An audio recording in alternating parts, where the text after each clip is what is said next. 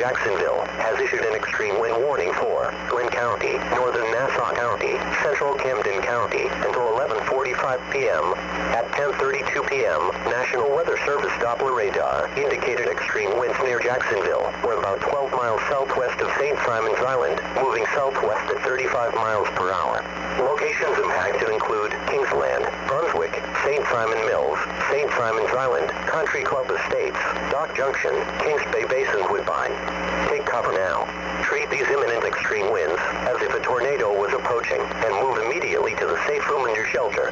Take action now to protect your life.